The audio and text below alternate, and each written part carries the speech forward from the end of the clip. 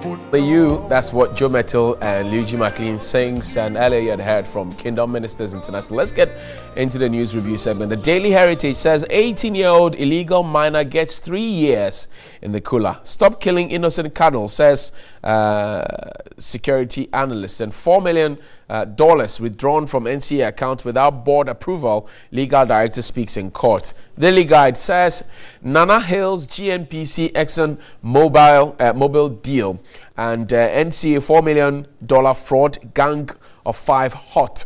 7 cop killers caged and Mohammed's second coming a waste, according to Sylvester Mensah there. And the Daily Graphic, I'm not laughing, he's laughing. the Daily Graphic, court orders pathologists to produce JB's autopsy report by February 8. Adhere to menu plan. GES directs SHS heads, and one district, one factory can break unemployment jinx. Jospon CEO. Major boost for oil sector. Government signs pact with ExxonMobil over $600 million to accrue in 2018. The Ghanaian Times this morning says Ghana ExxonMobil sign oil pact for exploration activities, and NCA procured surveillance system on request from National Security. That's according to the board chair. Finally, the final for this morning says irrigation $32 million contract awarded for rehabilitation and completion of Pong left bank irrigation project. Make ExxonMobil's expertise felt in Ghana, according to the president. And the NCA board didn't approve withdrawal of $4 million, legal director says so. So it's accusations and counter accusations. My guest this morning, Fred Agbenyo, his deputy communications director of the NDC. Fred, good morning. Happy New Year. Good morning, my brother. How you doing? Okay. This is the first time we're meeting. Yes. This is the first time we're meeting. So I see you every day in the morning. I assume you're meeting a lot. Anyway, how's the family? I'm fine. New Year resolutions for you? Oh, of course, yes. To serve God and more. That's all. That's all. Great. Let's go to Fuseni Issa, his Honorable Member of Parliament for Kankwe North. Fuseni, welcome. Thank Happy you, New Year. Happy New Year to you too. Wa alaikum salam. Okay. So, New Year resolutions for you? I like the way you mentioned my name before adding the Honorable Member of Parliament. I'm playing by it. I think that we are all playing by it, and I mean it's for me it's neither here nor there, but it's good that we learn the best practice as best practice elsewhere. A good morning to you and a good morning to our viewers. New Year resolutions for you. How's the Kankwe North doing anyway? Kankwe North is it's been managed quite okay. But the expectations are there. We know as a nation, I mean, we can't take Okankwe North in isolation. We are faced with quite some challenges, and but the people are expectant and they have belief in the leadership. So I'm sure that everything is going to work out and work out quite good for everybody. Let's start off. Fred, Ghana ExxonMobil signed oil pact for exploration activities. The minister says this is the best deal by far. What do you say?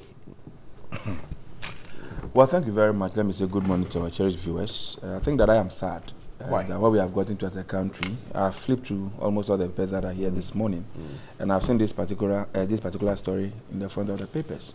And as if we are praising ourselves, the minister is happy, the president is happy, they expect all of us Ghanaians to be happy. Are you not happy? And we are told that is the best deal that we can have ever. I am sad. I'm sad to the extent that if you look at this particular agreement that we are signing, ExxonMobil is taking almost 80% of the proceeds from whatever that are shares in the agreement. Right. And Ghana government is getting 15%, and the private investor who will be the Ghanaian, the partner, is going to get 5%. Right. And we should be happy with a thing like that. In the past, we were told exploration is that expensive. Ghana government didn't have money to do exploration, and so investors come with their own money. So all we could do was to negotiate and take some 10%. Some taxes and some royalties and the rest come to add up to give us 13.5% thereabout. Now, by the grace of God, we know we have oil in large quantities, because we have done that before. Now the technology is available. All along I've been thinking that the NPA was set up to really go into exploration. And so my thinking is that around this time we are going to bring in an investor. We should bring an investor who will come and partner NPA. And say, listen, this is our share. We are also contributing this. You also contribute this. Let us share 50-50 or even 60-40 or something like that. But if again we are going to an agreement that is giving Ghana 15%, and the private investor 5%, and then the foreign company takes 80%. I am sad by it. Is an answer to the mandatory 15% in the GMPC provisions, Petroleum Act 919? No, I was thinking that by now, at least, we have reviewed that particular act. The time has come for us to review the act. Because, like I said, in those days, we didn't know we have the oil in commercial quantities. Right. And people have come, if they wanted to come and do exploration, they didn't get it and they went back. So, business, it makes some sense for people to get that much if they put in that much money. Because our government was not putting in any money. But when we see today, we are convinced that we have huge deposits of oil out there. The technology to explore and go deep down to is available now. In the past, we didn't have. Right. So what will be the base of we now going back to the negotiating table with that same old agreement of 15 or 20/80, private person taking 5%? It doesn't sit well with me. One of the things we have complained about, especially this whole week, following from the school that is going on at Legon now, this New Year school that is going on, is the fact that most of the huge businesses are in the hands of expatriates or foreigners. Ghanaians are not getting anything from it. Go and check our mining sector.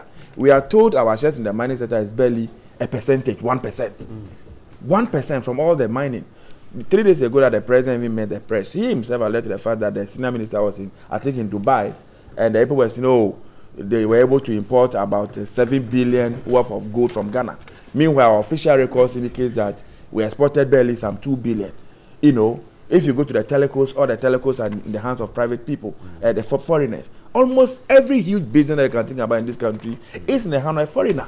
So where we have gotten to now, I thought that our leaders, people who are in charge of managing this country, will really go to the negotiating table with something in hand, saying that, listen, we have found oil. We need to benefit from our oil.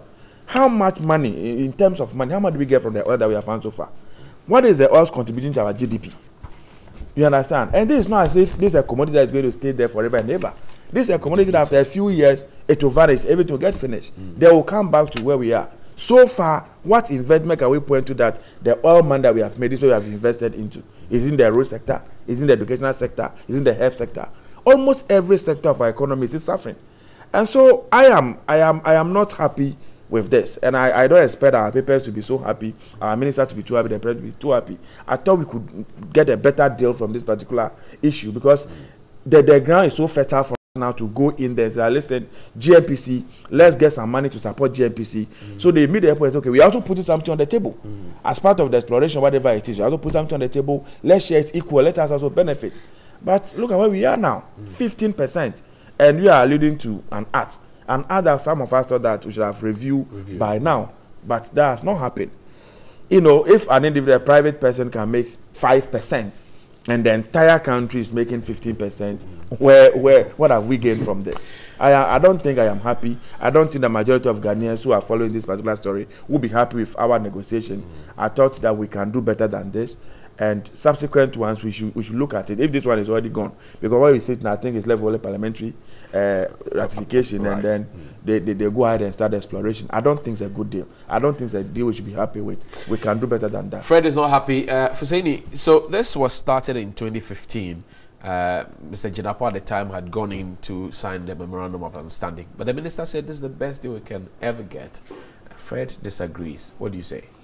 Let me say a good morning to you again, and a good morning to your viewers, especially the good people of Okankwe North. I want to take opportunity of being here this morning to also congratulate the First Lady on the occasion of her opening of the maternity hospital in Kumasi today. We've seen First Ladies over the years, but she is doing something unique, and I think all the First Ladies have done something. Oh yeah, that's exactly what I'm saying as well. So exactly what I'm saying. We saw the 31st December Women Movement. I don't remember what Madame Flera did. I don't remember what earlier First Ladies did, but at least this ones I lived through. This ones I lived through. Oh yeah, of course. I said we saw what the 31st December women did. So fair enough. Fair enough. But I'm congratulating her that we have sent First Ladies from independence. No, she brought it. I'm grateful. Let's my Fred, would you allow me to make my point? Let's get to the issue. Let's get to the issue. You brought termite-infested firewood. Now you are looking for salvation. No, I'm not looking for salvation. I'm making my point. Exxon Mobil. Yeah. Fred doesn't agree that it's the best deal we could get for ourselves. And I was talking earlier about the communities within which these things have been found, or communities includes proximity to them. Go to Obuasi, the story is pathetic. Go to Akwetia, it is even more sad. A Cape 3 Point area where we've been mining this, the lives of the people hasn't changed, and yet we say this is the best deal we can get. How so? Yeah, it's one thing getting a deal and thinking that it's the best deal, and it's another thing making use of the opportunities that that deal offers to you. We've been mining gold for centuries in this country. Obuasi still is a ghost town. It's not one of the places that we want to be proud of as a country. It's true, but we learn from those experiences. What happened? What happened a couple of weeks ago when the vice president was actually speaking at the New Year's school, knowing that we had exported 2 billion, and then going on the other side to check to know that it's 7 billion. I think it's criminal. It beats my imagination how such a thing could happen. It means that there are fundamental flaws with the system, and it's a structural or systematic thing. And we have to have a holistic look at this whole thing. Fred is asking now we're saying that why we have not been able to look at the law, because the law itself it caps it what we must get 15%. That's what the law says, and you see, structuring some of these deals, there are loads of things that we could do. Right. The law may cap it at 15%, but there's a way that we could structure it to make sure that it benefits us as the owners of the resource. So there are loads, there are carried interest, other things that we could put in the structure. And by the minister saying that it's the best deal, I am certain that the minister knows the details much better than I do. Or I don't know whether Fred is seeing the final document, but I believe that the minister knows what he's saying. And the fact that the law caps it at 15% doesn't mean that our only interest in there is 15%. There are other things that we could do. For example? Like get a carried interest. After a couple of years, some of the shares of other patents could revert to us. Even the timing of the lifting. I mean, there are lots of things that we could do. At the time when the oil keeps dwindling, the oil is a resource that it's not finite. I mean, it will keep dwindling. And from experiences, and I'm sure that for whatever we are doing in that sector, we will keep an eye on the fact that we will not get this resource forever. It is a finite resource. There will be a time where they will. So it is also very important that even if we are getting 15%, we will make sure that this 15% is put to use to the benefit of the people today and future generations. That is why we have this. This oil revenue management bodies to ensure that this is put to good use, and I think that we have a fair deal with this Exxon thing, and in fact this whole thing started from 2015. Right. It is not about NDC and NPP. It's about a country, Ghana, and it's for us to get the best out of a deal. They signed a MOU, and we had to continue it.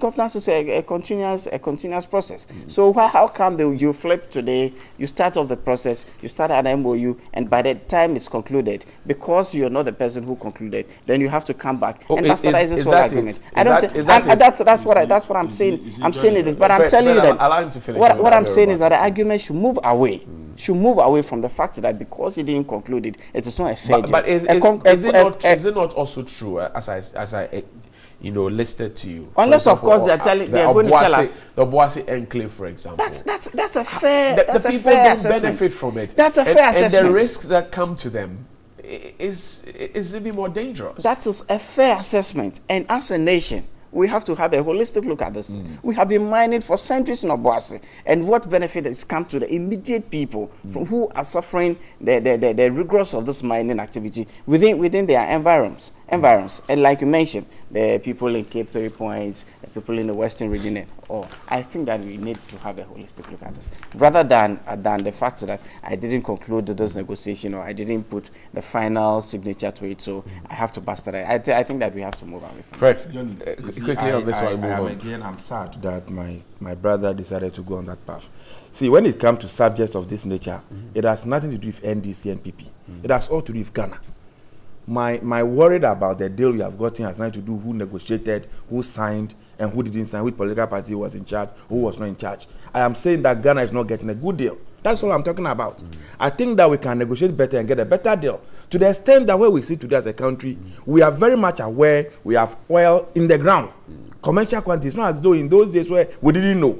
And so people come and do try and error. They spend money, they don't get anything in return. This time around, the data is available. And I'm saying that GNPC is there. GNPC was set up to go into exploration. Oh, really? So let us see how best we can support. And what they were doing You before, see, when you make these arguments, you don't simply either you don't get I'm it. telling you, Yes, I'm telling you GNPC said that in the past the they didn't sector. have money, and so they decided the little money they have to invest in banana other plantations and telecoms. Well, I'll say I think that to invest the money to other sectors so that they can have more resources and go into the exploration. You came, you have a problem with it. I'm not interested in even going back to that debate. What I'm saying that while we sit now, we should be able to contribute to the exploration and get benefit from our oil fund. See, this issue that you mentioned, trade beyond, this issue that you mentioned about Boase and the Ghana rest, beyond aid. I'm sure you know about Takoradi long before the oil fund. Right. If you go to Takoradi in the past, to rent a single room, a 2-bedroom, a 3-bedroom was nothing very expensive. It was very cheap. Standard of living was very low. Today, go back to Takoradi and see what is happening over there. Go back and how are the indigenous out there benefiting from this oil that we have found really? You mentioned Obuasi, even their farmlands today, that their crops are not doing well. And yet you go into the community, there is nothing to show for. If you go to South Africa, they are doing mining. Go and see how Johannesburg looks like today. That the indigenous are benefiting from their oil. It's a very beautiful place. Can we say same about our areas? Can we do better? Can't we do better? Yes. Can't we do same? How do they negotiate that they get better deals? That we will continue to, as if you are begging people to come and make all their money and take away in the name of just exploration. So my argument has nothing to do with NDC, NPP. Somebody will say, Fred, that it's a process. Ghana. We will get there one day. For how long? We started with royalties and taxes. You and I have agreed that the oil is not a finite product. It will Right. finish one day. So if you say we'll get there one day, is it when it is that we'll get there? This is a time for us to take the hard decisions. This is a time for us to listen. We need to benefit. Because there are areas, I've heard about the Keta Basin area and what have you. I don't know if they are going to go into that area. We should be able to sit there and negotiate very well.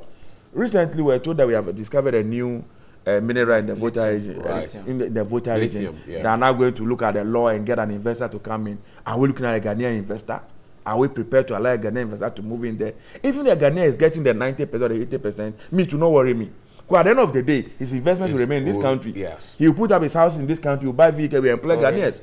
But majority of these foreigners, when they come, go and check. It is the expatriates that they bring in. They bring in foreigners to come and work. Very few Ghanaians get opportunity to even work in those sectors. So you go and check our GDP on paper, it looks very huge, but very little goes into our economy. I am worried about it. Capacity in those industries. So we can't train that capacity. But Fuseni, we can't develop it. That is what we started. That is what we started. I'm not saying you. Long before now, we were training people, but I'm saying that. Oh, I said we as a country. Yes, so yes. So what does we mean? But I know you because you decided to do partisan politics. We started that. You see, the president has said that he wants the expertise of ExxonMobil to stay here. I want us to look at it over time, and let me come to you as well. What do you call it, Fuseni? Over time, how have we benefited from the expertise of these people who come to explore our minerals? Have we taken time to understudy them, to have the people who are qualified to deal without them? Ghana beyond aid? I think that our institutions have started it. If you go to KNUST today, prior to us getting into this sector, there didn't exist any. We have had UMAT, now Power Grant University for God knows how long. Yes, we've had it, but at the time, oil and gas was not an integral part of probably their system or their setup. It was mainly to feed up the mines and all that. But the institutions have started. I know there are programs where the students from KNUST get the opportunity to do internship or some attachment with the Talos and Adakos and the Cosmoses of this world. And it's by that gradual process that we are able to build indigenous capacity. When we have the engineers, when we have the experts that are able to run this industry, we will still even need the capital. And we don't live in isolation. It's a global industry, and companies like Exxon and the likes, the muscle that they bring to and the knowledge and the capacity that they bring to the sector, it won't happen to us overnight. These companies have been in existence for very long, and they have metamorphosed from very different shapes and forms into what they are today. They have the capacity. Let's leverage on them until we are able to build that capacity locally. I am sure this knowledge is being transferred gradually, and then we'll get there one day. Johnny, We'll get there when the oil is finished. I disagree with this gradualist approach. By the time with this we gradualist get there, approach. if our oil is finished and we have the capacity, we can go to other countries where new oil is. You have oil. You have developed your Why capacity. not? You take your capacity to another country. You Why can not? imagine. Why You not? see, Let's wrap up and around move the on. globe, go even to America and go to their petrochemical industry and see the number of Ghanaians who are qualified, who are working in all these industries.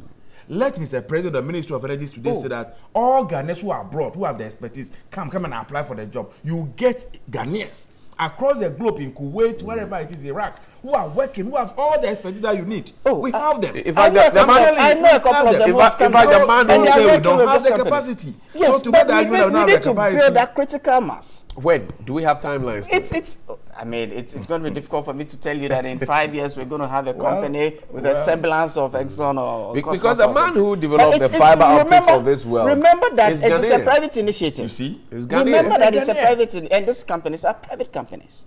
I am These saying companies that are private we should companies. They are not public encourage companies. our own people. The- I think our own people have the capacity. If we encourage them, we give them the kind of support we are giving to these foreign companies. I'm not against foreign companies. I am not against them at all. But I think that we are doing it too much at the expense of our own people. Right. And that is why we are still where we are as a country. We are not benefiting from our resources. I thank you very much. The gentleman who developed Silicon Valley is Ghanaian. He's a proud Santa. And Dr. Mensah, good morning to you.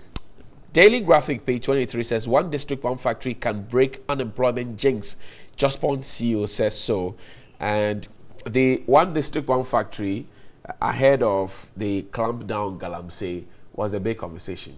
So I was worried that, well, if we flush these Galamseyers out, where do we put them? They were told one district, one factory will solve that problem. A year down the line, we don't know where the first factory is.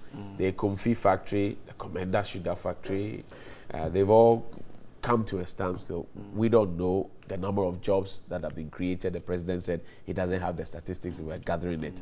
Is there any hope at all, Husseini? I can understand why the expectations are that high on the government of the New Patriotic Party led by His Excellency Nana Addo. Because people don't have jobs. Yes, of course. So people have expectations, and we are in the saddle. We're in charge of governance of this country, and we have told Ghanaians that we're going to create these opportunities for them. When? When? I also think that these things don't happen overnight. As we speak, So when 84,000 people bought immigration forms, the president lamented on it. It's a sad situation, and that you should know that 84,000 young people who joined the queue did not become unemployed from 7th of January 2017. It has built up over time. But you promised them. Of course, and that is exactly what we are doing. 1 year I down can the tell line, you. I can tell you as we I don't speak. know how many jobs. I can tell you as we speak. About 7 of this one district, one factory have their finances in place, and in setting up an industry, a factory. Once you have your finances in place, that is where you can move. I can tell you that 7 of them are ready to move with their finances in a bank account, and they are rolling out. Even if you have to build a factory, even if you have to import equipment from elsewhere, it is going to take time. There's a time lag between it. So I can understand expectations. I can understand that people are waiting to know the number of factories that we have built, the number of people that have been employed, but we are on course. We are very much on course. The impression ahead of election 2016 was that by 2017, these factories will be up and working. That was the impression. And in fact, when the president cut the sword at the Ekomfi factory site, that was the when was it? The sword was cut, I think it was in Q4 of 2017. But not a single block has been laid. Not a single block has been laid. Go there today. Those are the. You are telling him to go there. Those are the. You know we will go there and put the pictures on the screen. I think it was yes. But Husseini, this is a very important conversation. Jospon says this will break the jinx of unemployment. On Monday, the president himself acknowledged that look, this is a big problem. And for me, I think it's a national security concern that you have teeming youth, young-blooded people who don't have jobs and they are hungry to work. It's not as if they are lazy, they are hungry to work, but the jobs are not there. Of course. That's a big concern. Yes, of course. It's a big concern to everybody. But you have to acknowledge that it's a problem that is built up over time. It is built up over time. And we are trying to do something about the problem that has been built up over time. And and nobody can profess to have the magic solution that happens within a day or a week or a month. We are on course, like I'm saying. At least 7 of these factories are ready to go. Their finances are in place. When are they going? When are they going? When are the factories going? In fact, they have actually started the process, because to even get funding to fund those factories, it's no mean achievement. So I believe that we are on course. We are going to roll out this thing, and every district is going to get its factory. You know, one thing, ahead of the 2016 election, we had what we call the Election Command Center constituency debates. I remember vividly, I went to Ablekuma North. The MP there is a queer free. Yeah, she's that's right. MP That's right. Obanwa. That's right. She told me on that platform, and we have the tapes and videos, she told me that there's a factory around the Malam area, or the Dansuman, I don't remember exactly, but Dansuman, you know, that area, is supposed to be a cocoa processing factory, cocoa drink. Yeah. And that in a year, or less than a year, she put figures and the timeline. It's been 1 year. I will take it up on Community Connect on 3FM, because she told us, I'll play the tape, I'll play a video, and I'll put the microphone. You know what? I have a company in mind, and I hope that is the same company. I used to work in venture capital, and I did invest in that company. Around 2010, I did invest in that company. I will be happy to be part of that program, and I'll tell you the problems and why. If it is tell the us same now, company, why do you want to wait? Oh no, tell us now. because it's somebody's private company. I don't want to go. No, we want to go because it was used on a political platform. Exactly. I'm not sure I'm not sure the company you're referring to, but if it's a cocoa processing around Dansuma that I know, and the same company that I will tell you the problems of that company. That company at the point, what the company does is it processes cocoa cake into natural cocoa powder. Okay. It does for the farm milks of this world, and even for export. At the time, it was so difficult for the company to get cocoa cake locally that they had to import cocoa cake from Ivory Coast. That's how complicated our system is. If it is the same company, I'll be very happy to be on that program, and I'll give you more in-depth knowledge about how come that company is not up and running today. I hear you, Fred. Your take. Now, one district factory can break the unemployment jinx. A reality or a myth? What do you say? Johnny, shortly after Ghana's independence, Osadifo Dr. Kwame Nkrumah set out to build factories across this country. Everything that we needed as a people, he attempted to build a factory to provide that particular thing. Years after it survived to 1966, by 1980, almost all the factories collapsed. The very few that are still existing today, we see the way they are performing. It is not enough to go and put up a structure you call a factory. You see, most of these factories you're talking about are agro-based industries. If you go and put up an agro-based industry, and you are not too sure of the resource, the raw material base, you run into challenges. You have a situation where the factories cannot even pay their workers. And so the so-called unemployment that you want to deal with, you end up creating more problems than you want to solve. He just mentioned this cocoa processing factory. That's a point. A country that is the second producer of cocoa in the world couldn't produce the cocoa cake for a factory in Ghana to process. And so they had to move to Cote d'Ivoire to get the cake. I am saying this that, you see, NPP, they are good in terminologies and phrases, catchwords. What has that got to do? One district, one factory. I'm saying 2010. Can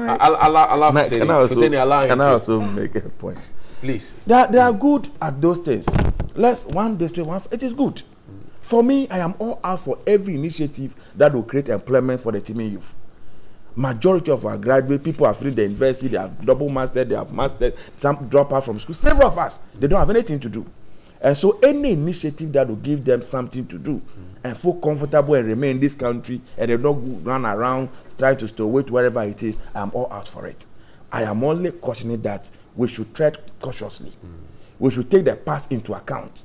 What is that we did in the past that we didn't succeed? Okay. So we don't repeat same now. If you start building the factories, I'm happy it is coming with the irrigations. I'm happy it is coming with silos. If you're able to do that, I'm happy we are thinking about storage facilities. Right. I am happy we are thinking about the marketing and the value addition.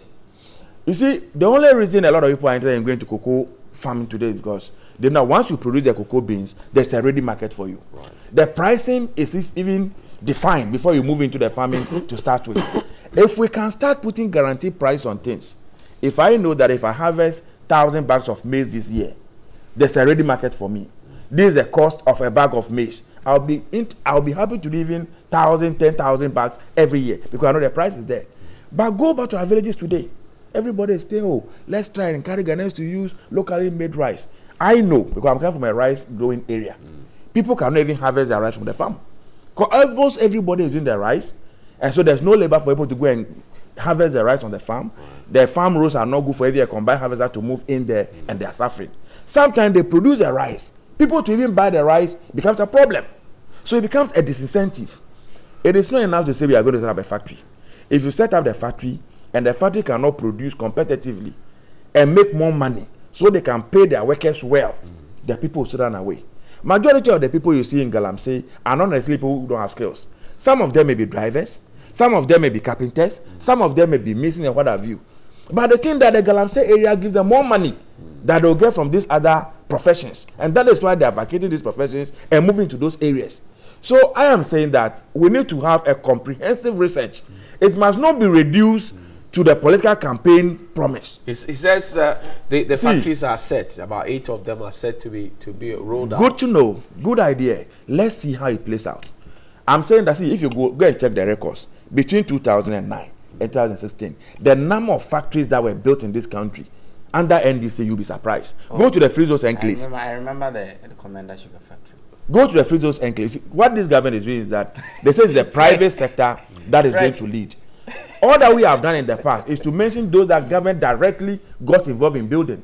Go to the Free Zones Enclave and see the number of new factories that came into our country. Do we have the lands to even build a factory? I was asking somebody this morning. Lands? Do we have the lands, the space, and proximity to the raw resource? Really? The agriculture issue we are talking about, the youth should go into agriculture. We know our land tenure system. How complex it is for people now to even acquire land to go into commercial farming. I would have thought that government would take that lead. Go either see the family heads and the chiefs and negotiate. Either using whatever structure they use to negotiate. Then the youth go to that organization now. Then they will now partition their lands for them to go and start their farming. I don't know what this other government is doing, but I can only pray and hope that some serious work has gone into this, some serious research. We have checked through the chain and make sure that every aspect of the chain is well tightened. Because once one aspect of the chain is losing, every other thing that you do will end up at that point. Look at our cotton industry. Don't we have Japontesa factory sitting over there? When I was growing up, people lived in Peki, people lived in Anuma, Numbosu, and the rest. All of them went to Japan. Today, go and find out a huge factory is sitting there, and nobody's working there. Why? Because raw materials is not available. The raw material is not available. Go to Akotobo Tesa factory. It is in the huge factory. Go to Tematesa factory. It is in the huge factory. And yet we bring fabric every now and then from China. Because the price there is competitive, it's cheaper, they have cheaper energy, and then they have cheap labor. So when they produce the final garment, it's cheaper than what we produce locally.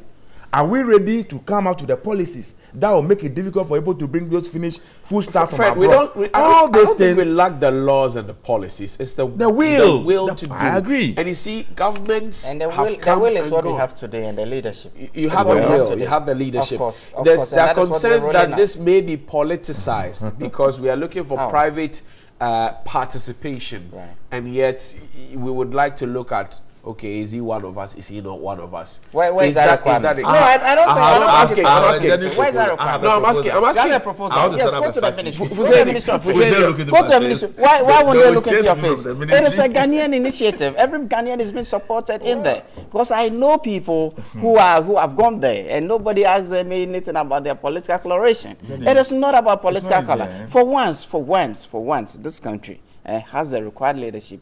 this country has the what it takes to roll out policies like this. That is why we have people like what's his name, Mr. Japan supporting some of this. Nobody's against it. All we are and I'm sure that look, it is going to be the game changer. Of course, we'll be listening into all sort of opinions from all sectors. Once it's going to be helpful to this sector, but I think that we should move away. We have seen what happened to the Commander's Sugar Factory, and we will learn from those experiences and make sure that we'll size those companies where the proximity to raw materials, proximity to power, the marketing issues are resolved, and so this one district, one factory. It's a game changer for the teeming unemployed youth in this country. I think. Thank you. Do you know that we have a tomatoes processing factory in the northern region? You know what? I'm coming now. I've studied Falugu. I'm coming. Let me just say something. Yes. That factory, I think, was built around the time of Dr. Kwame Nkrumah's days. That's under President Kufuor. That's right. Under President Kufuor, we revived that particular factory. I remember so much money was pushing. They gave outgrowers some money to grow and sell the fruits to the factory. It got to a point, they harvest and go and sell in the open market. So the factory was simply not getting the raw tomatoes to process. This cartel issue that has become an abattoir around our neck, go and check the history. Or Saifo Dr. Kwame Nkrumah, when he set up the meat factory in the north, and then the shoe-making factory in Ashanti region, consciously allow Burkina Faso, Mali, and the rest to bring their cattle in. They will come and graze here, then they will sell some, so we can use some for the meat factory, use the hide for the shoe, and all those things were conscious efforts that were made in the past. Today, the same cartel that we say we are doing a shoe factory, the cartel has become an abattoir. We are shooting and killing because we don't have a solution to it. See, these things but the court judgment was given in 2012, and your government at the time had the responsibility to ensure that it was there. We're told that you had timelines. It was an order, not a recommendation. I have always maintained that when it comes to issues like this, I would prefer to look at it more as a Ghanaian than as a political actor. But at every point, there's a government in place. There's court order was given in 2012. I know that some initiatives were taken at the time. But the question, were we able to solve the problem? No. Today, the new government, we couldn't solve the problem. We did everything that we could. You remember, the government got involved. We went to court. They tried everything that they wanted to do. I'm not too sure. I'm not having a brief as to where they got to before we left office. You have come in. You want to implement same. See where we are now. It's the military and the police that we have deployed to go and kill the animals. I don't know if that is the solution. All I'm saying, just to dovetail into the main discussion of one district, one factory, is that we need to sit down, do a comprehensive research. Let us be certain about what we are doing. It must not be reduced to these politics. Now we have gotten the good leaders who can do it, those things doesn't produce results. I hear you. All Ghanaians must get on board.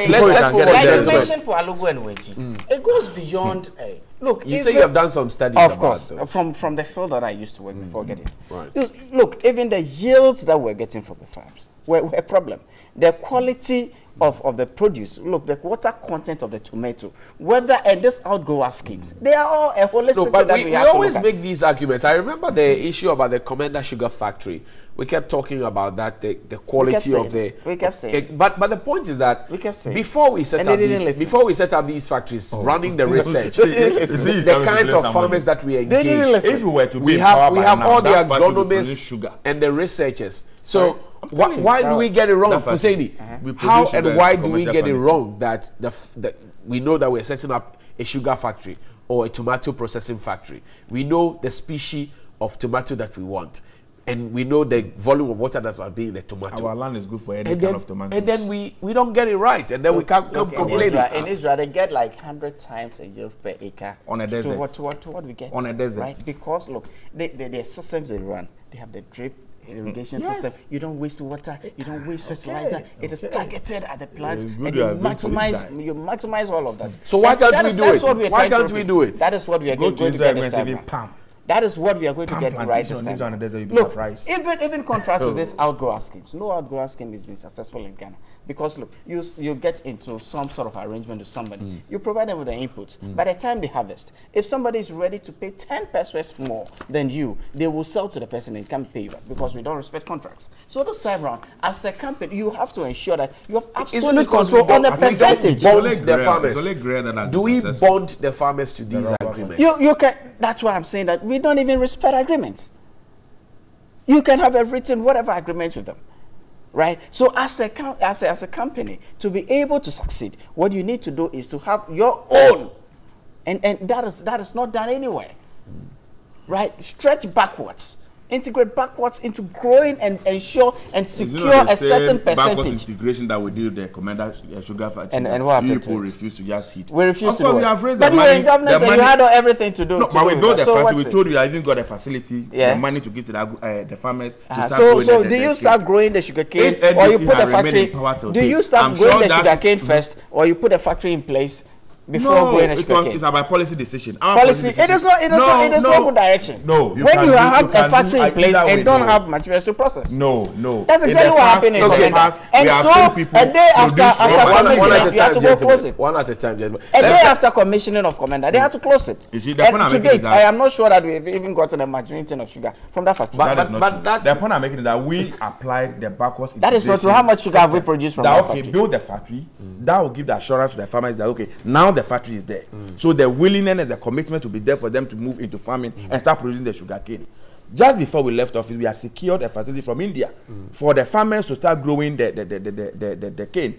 The factory itself had acquired land to go into commercial cultivation of the cane. I'm thinking that you put a factory in place before. That was the methodology we applied. I'm thinking that if you want to, Dr. Kwame Nkrumah's Polugu Farm, Japon Textile Factory, they were set up because we identified that we had the resources there. In our case, we set up the factory before we start looking for the resources. No, it's not the case. Upside down we approach? know our land, we can cultivate sugarcane. We know the gestation period that sugarcane takes to mature to be used by the farm. All this is analysis were done. And we think that it is better for you to put out a factory over there. Then within the time that you are doing a test transmission, has it helped? Then has it helped? The funding, we got the funding from India. We got the funding from India for the purpose. For the funding after the factory was in place. Let's do some messages. That's waste. It is not. That is waste. It is not. Because you had invested in the factory and it's going to cost you. Thank so you. every day that the factory is there, without being used, the equipment are going to depreciate. The cost of funding and so all the factories that you claim. Fred and Fuseni. I thank you. Let's do your messages here on WhatsApp. Lots and lots of them. And somebody just sent us a photograph of perhaps a bad access route to one of the farms. I'll share them with you so that Fuseni can tell the Agric Minister when he goes back that this is what people are saying. TV3 New Day, good morning. The difference between competency and incompetency are clear for the public to judge between Nanado and Mahama administration. 1 year in, the Nanado's government is promising nothing going on in this country. It seems we are moving backwards. Change the change. 2020 hashtag Osman Burkusa in Tamale. Good morning to you guys, TV3. I think the press performance at the encounter was abysmal. Most of their questions were irrelevant and were only asked to favor the president. Sebastian in Chobodom. And corruption saga, it's not citizens' duty to provide evidence. CDD tells Nanado, absolutely right. What power do I have to prove your corrupt activities? We were all here when cocaine turned into powder. And AJ must stop sending the messages so that we can read at this point. And okay, turned into powder. Is that it? Okay, I think I jumped it. Technology is interesting, isn't it? Okay, turned into powder. Minister's autopsy report missing. The BNI, the police, not citizens. You have to be specific. Abladi, Fiakoma, Zongo, Takradi. Good morning, TV3. I'm quite impressed and very happy with the input of your two presenters, especially the male presenter. Would love to know his name. My name is Johnny Hughes for his detailed analysis of the issues being discussed. Thank you very much, Felix Mensah. Thank you very much. Fred spoke about Ghana's minerals that the country earns only 1%. Also, he said the 15% oil proceeds that Ghana will earn is inadequate. I want to know from him who sold all the country's shares in the minerals industry. Also, in terms of oil percentage for the country, what did his government do when they were in power? Eric wants to know. Good morning, TV3. One district, one factory indeed is on course. Ghana is back. Amuzu or Oscar Solo in Georgia. TV3 New Day. Good morning. The difference between... Okay, we read this one already.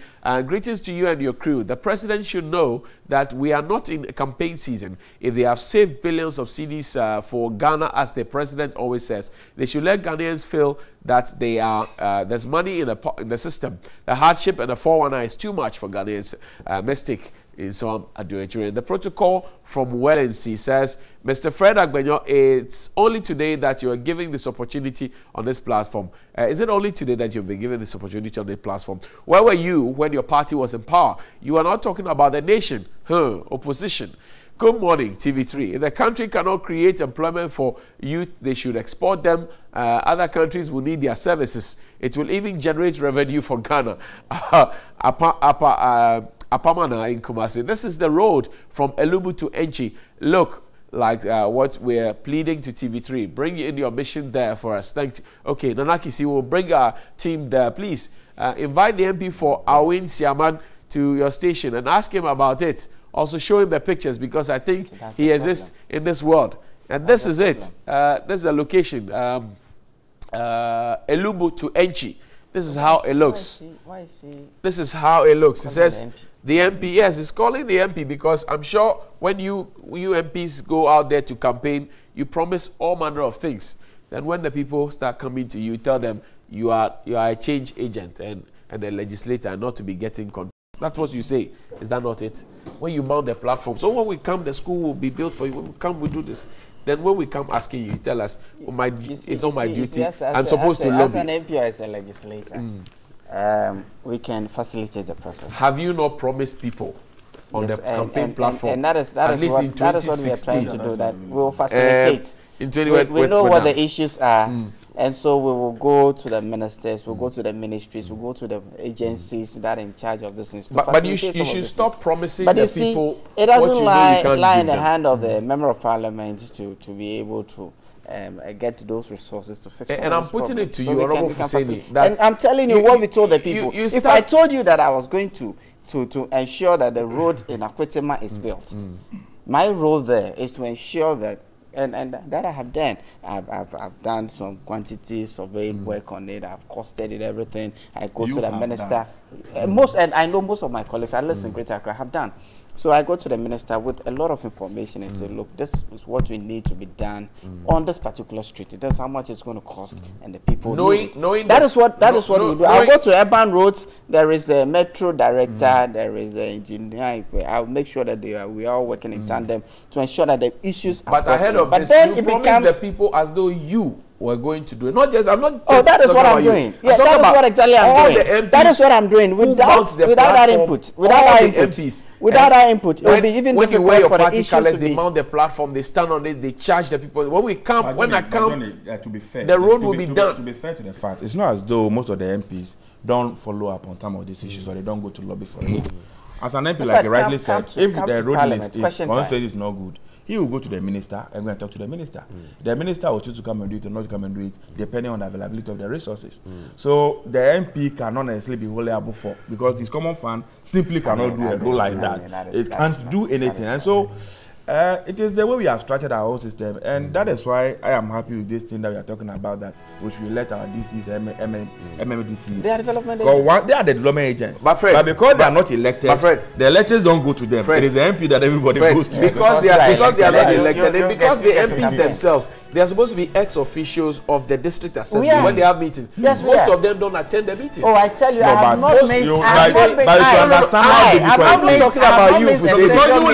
I'm not talking about you. I'm talking about your colleague MPs. And I'm sure if the assemblies actually fix the meetings and days that the MPs go attend. Let's say Mondays or even over weekends that the MPs can go. Apart from that, most MPs I know are in their constituency every weekend. An MP lives in Accra here. Yes. He goes to Parliament from Tuesday to Friday. Yes. And his constituency is Upper West. What prevents the MP when they visit their constituencies to go and share their things to the people, to go and call the DC or MC and say, look, come and let's have a conversation? But who said they don't do it? Oh no. In most places, look, I do a program called Community Connect on 3FM 92.7. It's from 3 p.m. to 4 p.m. on Fridays. And guess what? I have no constituencies where the DC or MC is at loggerheads with the MP. I'm not saying one. I know a company. I can give you a full list of them. Yeah, that one The is MC common. doesn't want to talk to the MP. The MP doesn't want to talk. So I- they are I loggerheads. can't sit here and and the deny that. people It are is not for nothing But that the I MPP can has sit come with here. a directive now that if you are a DC and you want to contest an MP, you must resign. Because in the power what's happening is that once somebody is an ADC and he wants to contest the MP, That's then when he these wants issues to more or can less come to up. sabotage you. Because he's with the people every day. He's the development agent. If he doesn't do the development, nobody will blame it. It's you, the MP, that they will blame. And so we so have that is started all having the solutions to frictions some and of the all those frictions. things. 2018, Nana promised that we will send a document to Parliament to make sure that we start voting for our DCs and MCs. 2018 is here. Good morning, Mr. President. We are watching. We are hoping. The and process we are- is started. We are anxious. Thank The you. process is started. Everything the process. Hussaini Every Issa- act Of is course. gradual. It's a process. Honorable It is not an member. event. Suddenly It you is know not it's an an event. event. Suddenly you know It it's is an not event. an Hussaini Issa is But the you didn't know it's an event. Now you know it's an event. Hussaini Issa is the honorable When member of NDC was Parliament in for power, the you thought that Okankwe everything North is constituency, Oh, really? and he speaks for the MP.